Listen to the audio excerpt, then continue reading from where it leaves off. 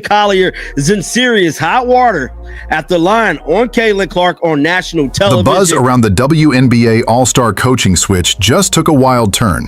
Napheesa Collier came forward with some major revelations that completely reshaped what we thought we knew.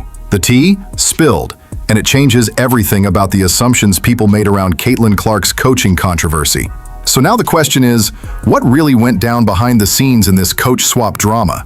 The WNBA All-Star Draft was fun between Caitlin Clark and Napheesa Collier, the team captains, picking the players, picking the rosters. But the most interesting aspect was the coach swap, because Clark traded Cheryl Reeve, who was the coach of her team, or was to be the coach of her team, to Collier for Sandy Brondello, the coach of the New York Liberty. Of course, Reeve is Collier's head coach for the Minnesota Lynx, so that makes sense. But the drama is going to come from Reeve having previously been critical on social media about the amount of attention Clark received relative to the rest of the league, not to mention being the coach of Team USA that Caitlin Clark was so famously snubbed from.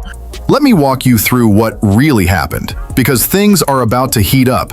Originally, the 2025 WNBA All-Star Game setup looked simple. Cheryl Reeve was assigned to lead Team Clark, and the Liberty's Sandy Brondello was set to coach Team Collier. Clean and easy, right? Not even close. I don't know if this is in the rules. I don't really care. But I think we've already discussed we are going to trade coaches. Fee's going to take her coach, Sandy Brondello. Let's get it. Ooh. It's going to be amazing. Sorry, WNBA, if that's not in the rule. Sorry, ESPN, if that's not in the rules, but we just made it a rule. So, Sandy Brondello, come on over. Whoa. Let's get to it. You can coach Sabrina. That's when the shocker landed out of nowhere. During the broadcast, Clark casually said, "I don't know if this is even allowed, and honestly, I don't really care, but we already agreed. We're going to swap coaches." And with that, chaos ensued. Basketball fans everywhere were floored. Social media lit up instantly. Speculation and hot takes flew left and right. It looked like Caitlin Clark was making some kind of bold power play against Cheryl Reeve. But just wait, because here comes the twist no one saw coming. 1. How do you rate Napheesa's drafting skills for her NBA drafting? And for you, Fee, did you know that Cheryl was going to get traded beforehand before you and Clark did that, or was that just on the spot when that happened? So first for you, Napheesa. Oh, I think Fee knows what she wants, so her draft picks were all great. I'm happy that she, got Courtney, she got Cheryl, so the whole Minnesota Lynx gonna be there, so I'm happy about that. So she's a great drafter. Yeah, watch out, I might be a GM one day. No, I would hate that job. Yes, I texted Caitlin before to ask if we could trade for Cheryl, so yes, it was pre-planned. Napheesa Collier stepped up and spilled the real backstory, and trust me, it's not what anyone had imagined. She admitted, "I actually texted Caitlin ahead of time to see if we could trade for Cheryl. So yeah, this was all planned." Hold up, seriously? So all that noise about Clark supposedly rejecting Reeve? Totally false. Here's how it really played out.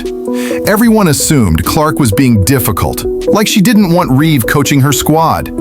The narrative blew up that Clark was sending a message, especially after last year's Team USA snub, where Reeve just so happened to be the head coach. But nope, Collier was the one behind the whole thing. She reached out to Clark and pitched the idea of switching coaches. This wasn't about Caitlin trying to avoid anyone. It was about Collier wanting her own coach on the sidelines for the All-Star Game. And honestly, it makes complete sense. Since entering the league in 2019, Collier has only played under Cheryl Reeve. Of course she'd want the coach she's grown with and trusts the most.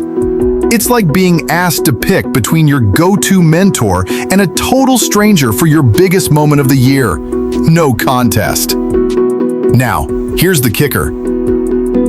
The way the swap was announced on live TV made it seem like Clark was running the show.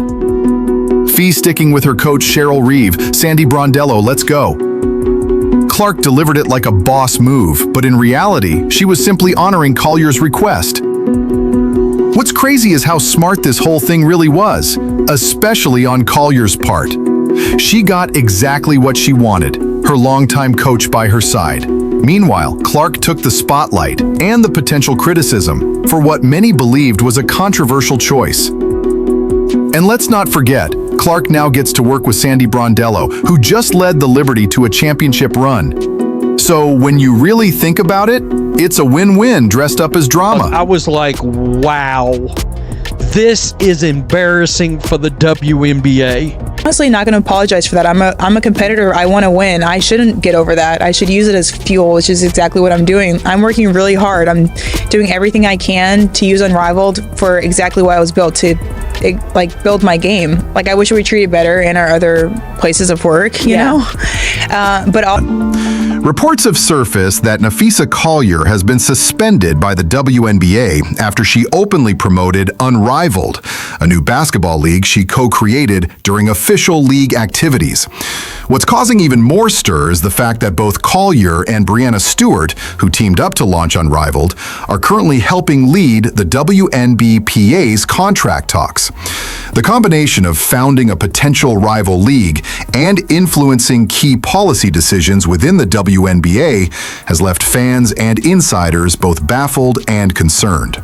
And so that's kind of where I'm at with it, is just using it as fuel for the next time I'm playing in the W season, because it sucks to lose. And as a professional athlete, everyone feels that. The public reaction was swift and intense, with many labeling the situation as a textbook example of a conflict of interest. Eventually, league officials had no choice but to step in before the controversy spiraled completely out of control. NBA Finals right now, I'm just thinking about making myself better. For sure. Well, I mean, you had a phenomenal season.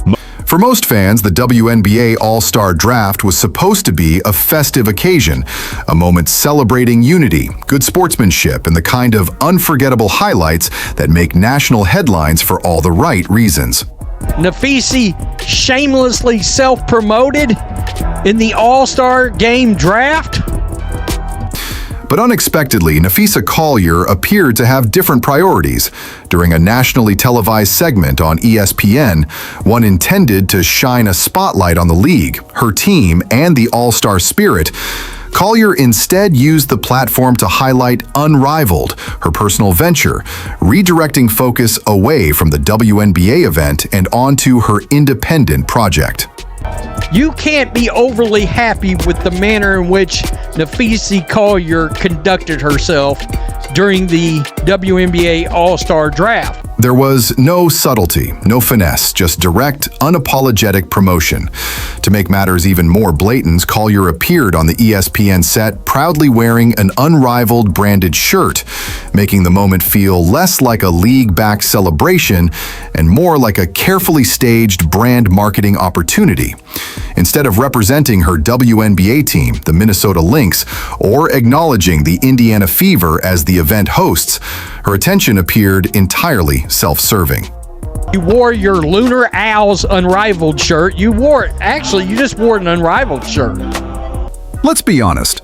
The WNBA All-Star Draft isn't just another segment buried in the broadcast schedule.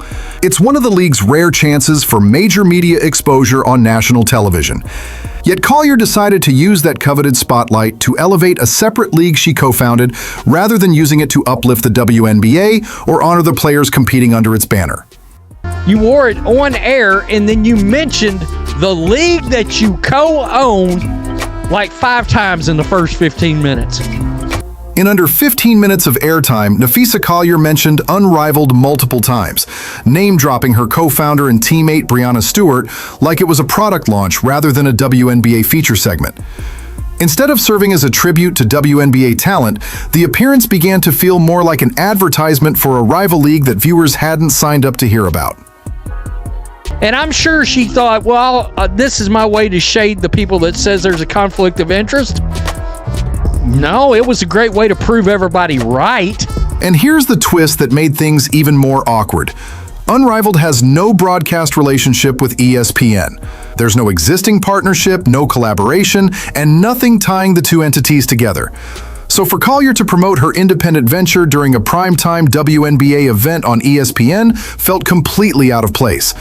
Rather than celebrating the game and its athletes, the spotlight veered into what felt more like a boardroom pitch, as if Collier were courting investors instead of honoring the league that put her on that stage.